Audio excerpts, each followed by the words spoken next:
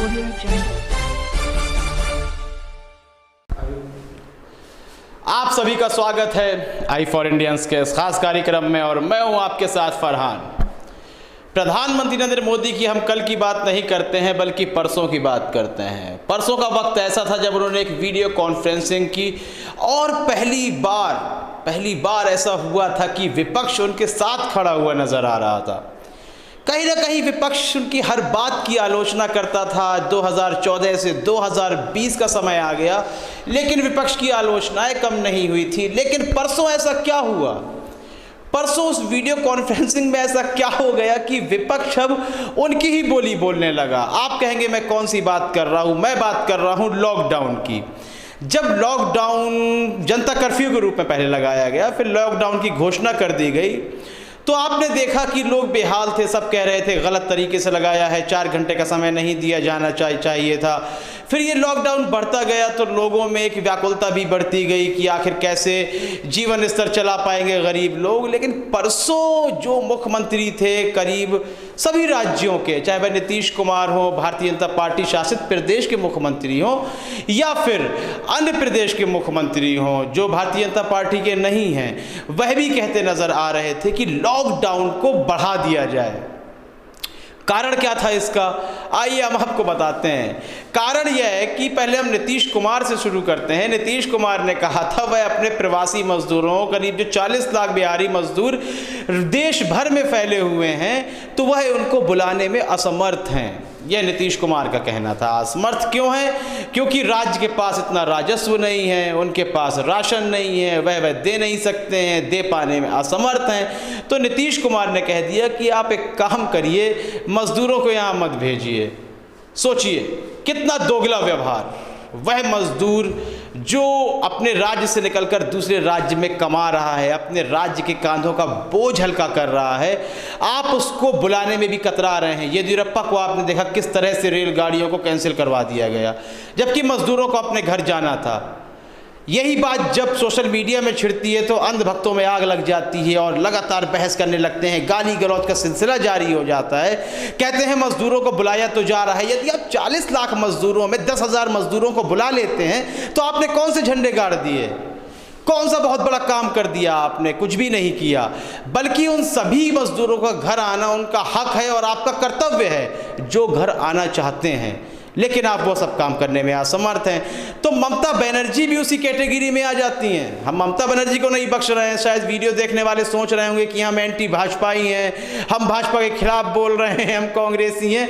ऐसा कुछ भी नहीं है। जो गलत करेगा उसकी गलत बातों को हम सामने रखेंगे, उसकी आलोचना भी करेंगे और उससे भी ज़्यादा कुछ करना होगा तो हम वह भी करेंगे। तो ममता बनर्जी भी कह रही हैं कि हम अपने मजदूरों को नहीं बुला सकते। अब ये लॉकडाउन बढ़ाने की बात इसलिए कर रहे हैं ताकि मजदूरों को ना बुलाना पड़े। जो मरने वाले हैं वे दूसरे राज्य में ही मर जाएं। यह सोच है आज की स्टेट गवर्नमेंट की, चाहे वो बीजेपी शासित प्रदेश हो या फिर गैर बीजेपी शासित प्रदेश हो। वह अपने मजदूरों को बुलाना ही नहीं चाहता है, इसलिए लॉकडाउन को बढ़ाने की उन्होंने घोषणा कर दी है। असदुद्दीन ओवैसी लॉकडाउन की निंदा करते हुए नजर आ रहे थे, ट्वीट के माध्यम से भी, वीडियो के माध्यम से भी, और उन्होंने कहा कि आखिर राज्य सरकारों को क्या हो गया है जो लॉकडाउन को खत्म करने के लिए प्रयास नहीं कर रहे हैं बल्कि उनको बढ़ाने के लिए बात कही जा रही है। अभिजीत बनर्जी हो, नोबेल पुरस्कार विजेता, रघुराम राजन हो, और मौजूदा समय में तो अनुराग कश्यप बॉलीवुड के महान निर्देशक हैं। सीएए के दौरान से, एनआरसी एनपीआर के दौरान से लगातार सरकार को निशाने पर लेते चले आ रहे हैं। इस बार भी उन्होंने एक बहुत ही महान ट्वीट कर दिया था। उन्होंने कहा था कि लॉकडाउन से कोरोना पर हम समाधान नहीं कर सकते हैं लॉकडाउन द्वारा, लेकिन लॉकडाउन करके समाधान किया जाना है। बहुत बड़ा मतलब है उनकी बातों का। अंधभक्तों के समझ में नहीं आएगा, समझने की कोशिश करें, शायद कल तक आपको समझ में आ जाए इस बात का मतलब।